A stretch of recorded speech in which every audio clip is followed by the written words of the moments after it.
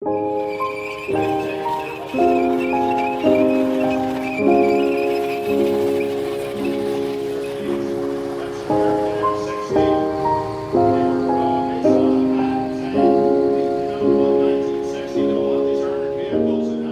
some people collect stamps and other people collect larger things.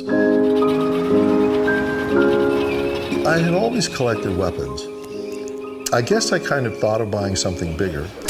All stations, this is Zero. We are live over the speakers. I say again, we are live over the speakers. Out. Joining me in the stand now is Alan Duffy. We've got a lot of collectors here today that have ones and twos of vehicles, but I mentioned Alan before. He has entire battle groups, and he's been preserving not only Canadian history, but world history. He's rescued some of these vehicles from scrapyards and swamps and fields and done amazing work. But the key is that he also looks after the people.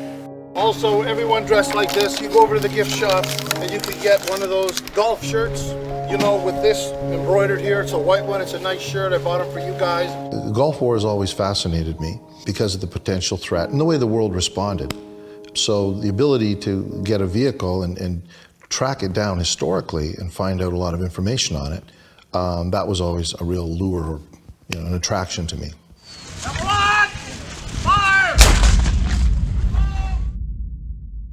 When I get them, it could be, you know, as you know, 25 years after the conflict, and they could have undergone significant changes, been upgraded, modified, and what I'd actually do is to take the vehicle and take off those modifications and put it back to its original state.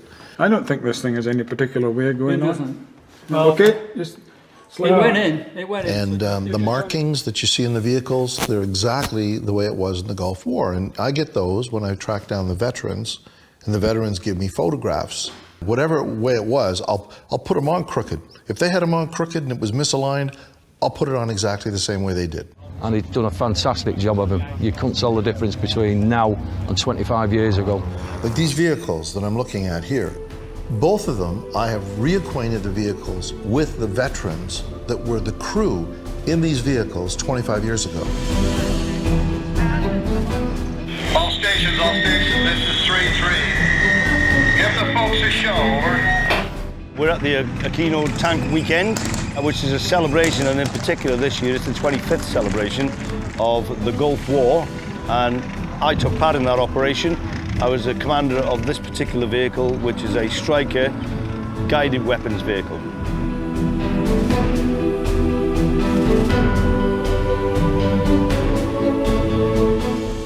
I think it's very important because it's still recent history and it's living history. They can come up and see the vehicles, touch them, talk to us, and we can give them a flavour of what it was like. Alan courteously invited us over to AQUINO Day to crew the vehicles and to give the crowds an insight to what went on during the Gulf War.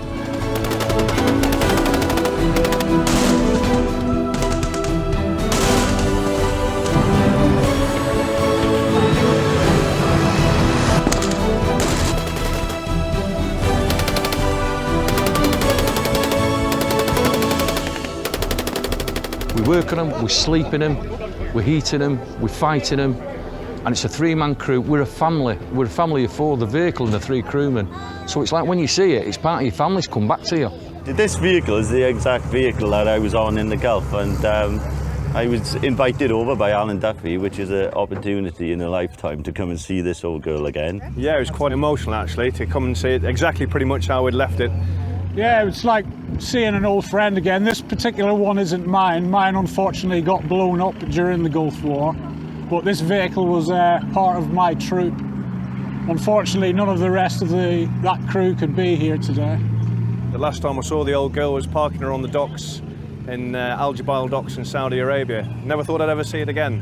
And to come back 25 years later and to find her in absolutely perfect working condition, pretty much exactly the same livery and condition as I left it. Like we're in a time machine. That's what they say, like they're in because it looks identical, right? And here they are jumping in 25 years older into a vehicle that they lived in for those several months. We have this graffiti here, I don't know if you can get that.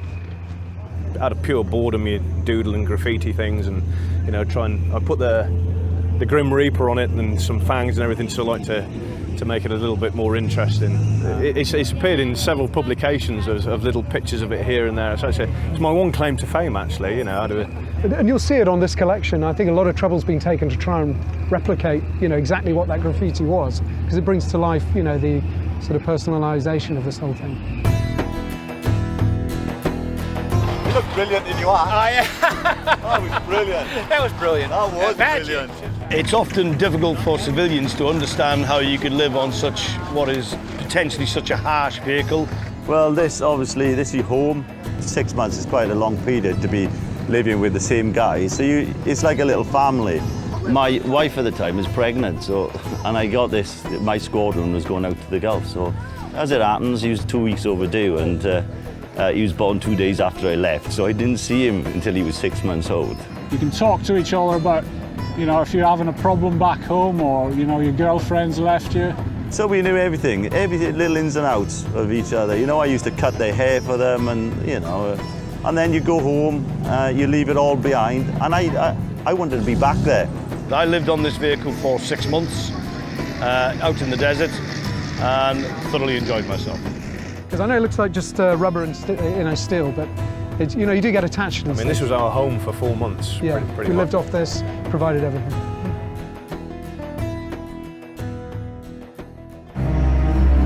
One of the first things to remember, it was one of the hardest winters that they had in the desert for about 40 years. So people thought we were going to be hot like it is today, but nothing like that at all. Most of the time I remember being very, very cold, very, very wet. And in this vehicle, without a turret, the weather just comes straight in. It was really hot in the day, even hotter than today, and it's quite hot today, isn't it? And in the night it was freezing. Waking up at 3 o'clock in the morning and breaking the ice off your basher. So it was 2 climatic changes within 24-hour period. It's a lot of sand, you know, sand in your eyes, sand in your teeth. And the reality sort of like really kicked in when, you know, the negotiations failed and the air war started back in January. By this time we'd moved right the way up to not too far from the Iraqi border into the staging areas. And you could hear the Ford artillery firing and starting to shell the Iraqi positions, and the jets coming over your head every night and all the lights going out and suddenly the afterburners kicking in. Minutes later, the horizon would erupt in a ball of fire and you could see the tracer flying up against the jets and everything coming back. Next thing you know, we were in the dark crossing through the breach and across the start line, and it all began.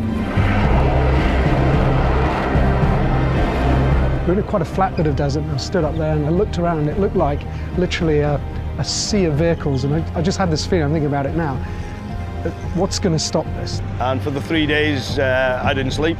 I was adrenaline wired to the moon. Basically stood up in that cupola for 3 days solid and didn't even think about it.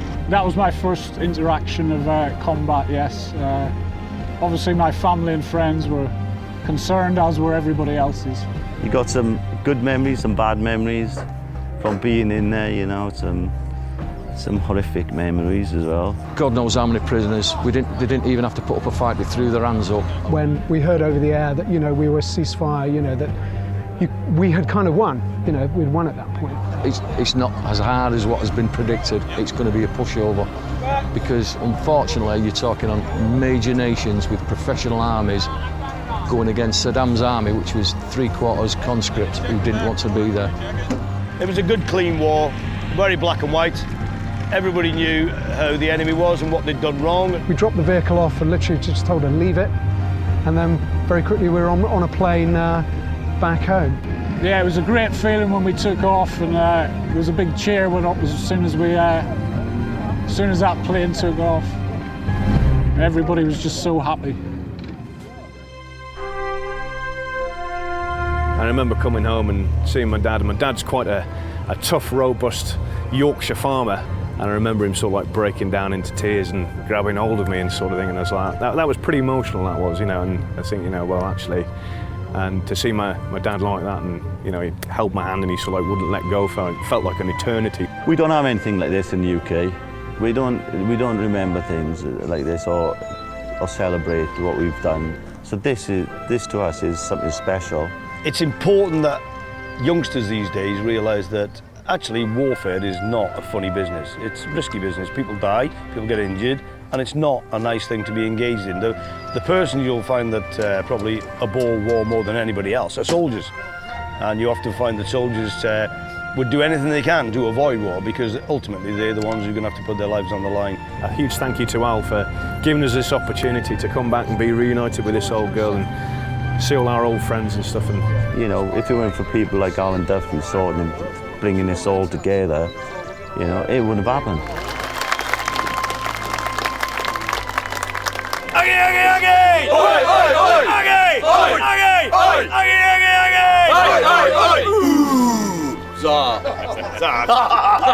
Good.